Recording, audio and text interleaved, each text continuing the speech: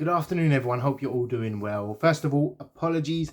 The camera lighting is a bit dark, so apologies for that. However, in this video, what I'm going to cover is quite an important topic. Now, it's a topic that I didn't feel was actually worth covering to a certain extent because I thought it's self-explanatory. People should know how to do it. Actually, it's quite a large topic when you actually think about it. It's how we actually get paid. Now, I'm not going to talk about the actual process in terms of, this is what we do, this is how we get the money, this is how we earn our money, this is how we get the client. I'm not going to talk about that. I'm going to talk about the actual, you've made a placement, how does it all work? So first of all, what I have to backtrack on is when you first onboard a client, whether it's temp or perm, which I'm going to talk about in a second, you have to work out with the client, depending on how you get with them, how you talk with them, and your negotiation skills and what they're like as a client, you're going to determine set criteria for each placement. So I'll give you an example. On the permanent side, I typically work off a 30-day payment.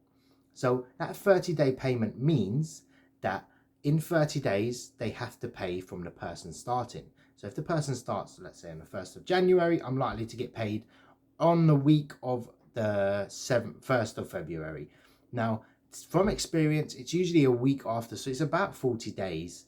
I've credit checked a number of companies. What it turns out to be, most companies actually pay a week later than the 30 days, which isn't a massive problem.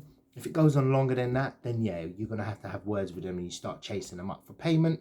If worst comes to worst, you either take them to court or you sell their debt to a debt collector, which is quite not much of a problem really in my eyes. I've done it probably about 2 times and it hasn't been an issue at all.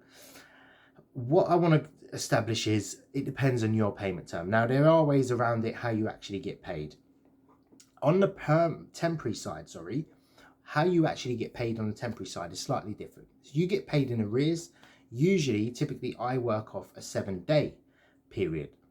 Some companies will ask for a 30-day, but it's too much to sort of, credit them. So initially, when you get a temporary client, what you want to do is you actually pay your worker out of your own pocket, and that bill can rack up very quickly. Yeah. Let's say you got 5 employees that are earning £500 a week. You have to pay them before you actually get paid. Typically, you're going to get a, £2.5 grand bill at the end of the week. If that client doesn't pay, you're out of pocket big time. So what most people do is they use an umbrella company, and they use a finance company or invoice factoring company that will actually take the debt on. You get paid once the client pays, and then the umbrella company will just send you the profits. And then they'll sort of be it's like a bridging loan in sort of finance terms. So they actually upfront it for you. They take the risk on. Obviously, they take a fee from that. So you have to incorporate that into it. So how you actually get paid? On the permanent side, I get paid from invoices. So I send my invoice. What I state on my invoice is the person's start date, the person's name, and actually how much obviously the invoice is. If you are VAT registered in the UK, you'll be putting VAT on top of your pricing. If you aren't VAT registered, it's actually illegal to charge VAT, so you don't want to be doing that. So make sure all your paperwork is in order in that sense. So in terms of permanent placements, you get paid simple. You send an invoice, you'll ask who it goes to. I mean, you might be dealing with a HR manager or hiring manager or CEO, and you say, look, who should I send my invoice to? Person starting, what is the process internally? They might say, look, send it to accounts at, or call this person, or send it to this person, they'll deal with it. And there'll be your point of contact for the payment after that.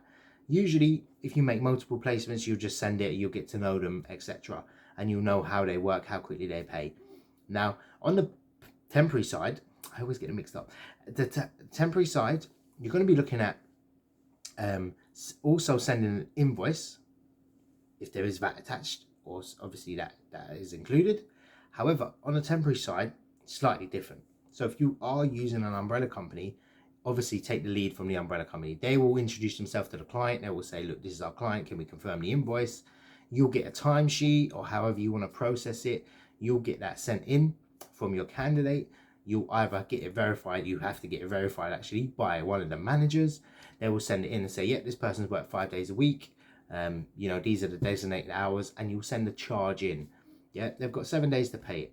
Now, where it changes and where it's dynamic is you might be slightly delayed in your payment on the temporary side because you're waiting for the umbrella company to send you the money. So there's a few days mix up there. However, you haven't actually spent any money on the temporary side. You've obviously lost some fees. However, on the permanent side, you also haven't lost any money and you haven't spent any money. So it is pretty much a, you know, a plus side. Now, if you wanted to do temporary and you wanted to finance it yourself, you're more than welcome to. High risk. Even though I've got heavy cash flow, I tend to avoid that like the plague. Now, a bonus sort of thing to add to this is obviously temp to perm. So I won a temp to perm contract last week, and I won 5 positions. They were easy fills. I think I had 4 CVs over. 1 was rejected and 3 have gone forward. One of them is actually probably going to start. Now, I negotiated a deal with them. And because I didn't want to go down the temporary route, I wanted to get paid for this. I didn't want to go down the route of, hey, look, I want to send it to the umbrella company and they want to send it in, blah, blah, blah.